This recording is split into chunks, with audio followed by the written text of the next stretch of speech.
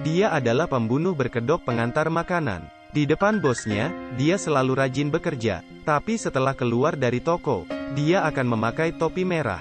Menjadi psikopat yang spesialis membunuh wanita. Sebagai pengantar makanan, dia akan menandai pintu rumah. 2 artinya hanya ada seorang wanita di dalam rumah. Dia memanjat tembok untuk masuk ke dalam rumah. Menggunakan gunting membuka pintu dengan mudah. Wanita di rumah biasanya tidak punya kesempatan untuk menolak. Biasanya dalam 10 detik, mereka akan dicekik sampai mati olehnya. Setelah membunuh, agar bisa bertahan hidup, dia juga melakukan penjarahan. Tetapi hari ini, karmanya telah tiba. Dia tertangkap seorang pria ketika mencuri, melihat dia membawa gunting, mengira dia adalah pembunuh, dan langsung membawanya ke kantor polisi. Tapi polisi mengira itu hanya pencurian kecil biasa, lagi pula belum terlalu dewasa. Polisi mengambil guntingnya, lalu memarahinya. Kebetulan, hari ini Song Hae-yang bertugas di kantor polisi. Dia memperhatikannya. Ada yang aneh dengan rambut bocah ini. 모자 썼던 거 아니야? 그래서 누린 것 같은데. 네. Psikopat ini panik. Dia tidak menyangka mata polisi itu begitu lihai. 너 잠깐 일어나봐. Dia memperkirakan tinggi bocah itu hanya 1,6 meter. Ini sesuai dengan tinggi yang digambarkan oleh saksi. Mereka juga menemukan sidik jari di tempat kejadian. Sidik jari yang cocok telah diidentifikasi.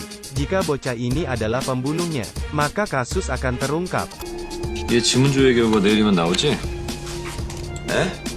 그 가위 증거물 접수했잖아. 아, 그건 아직. 내일이면 나오잖아.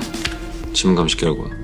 Rekan-rekannya baru mengerti, langsung bekerja sama dan mengatakan hasil akan keluar besok. Sedangkan Hayang memperhatikan reaksi bocah itu. Seperti apa yang dia perkirakan, bocah ini gemetar. Hayang memanggil bocah itu dan menginterogasi sendirian. Meminta dia menulis seluruh cerita perampokan itu. Tentu saja bukan untuk membuatnya mengaku. Tujuan Hayang adalah untuk mengalihkan perhatiannya. 그렇게 남의 집에 몰래 들어간 게 몇 번이나 돼?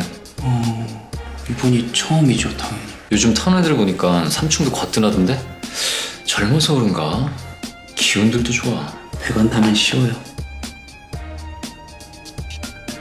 Psikopat tidak sengaja membuat kesalahan fatal. Ini adalah cara interogasi yang biasa. Tapi rupanya bocah itu terlalu muda. Belum memiliki pengalaman apapun. 아씨. 적으라는 거예요? 말라는 거예요? 저 그냥 묵비권 행사해도 돼요? 자꾸 질문하는 거 짜증나서요. Ini adalah reaksi yang sangat bagus. Hayang lalu dengan tenang membalik kertas itu, meminta dia menulis beberapa angka. 2 22 23 뭔데 이게? 뭔지 알 텐데. 2는 성인 여자, 3은 어린아이, 그리고 1은 성인 남자. Trik nomornya telah terbuka. Bocah itu panik sampai-sampai seluruh tubuhnya dalam gemetar. Dan Hayang hanya tersenyum, memberinya pukulan terakhir.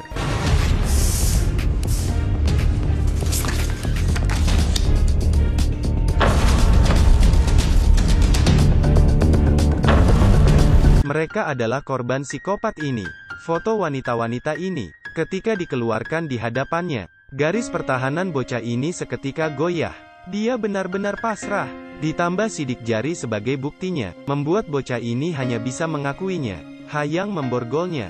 Dan perlu dicatat bahwa, ini adalah cara Korea pertama kalinya, menggunakan psikologisnya, membuat tersangka mengakuinya. Sejak itu, unit profil kejahatan Korea secara resmi didirikan. Dengan perkembangan masyarakat, semakin banyak orang yang terdistorsi di bawah tekanan tinggi. Banyak perilaku kejahatan, seperti menjangkau seorang anak berusia 5 tahun.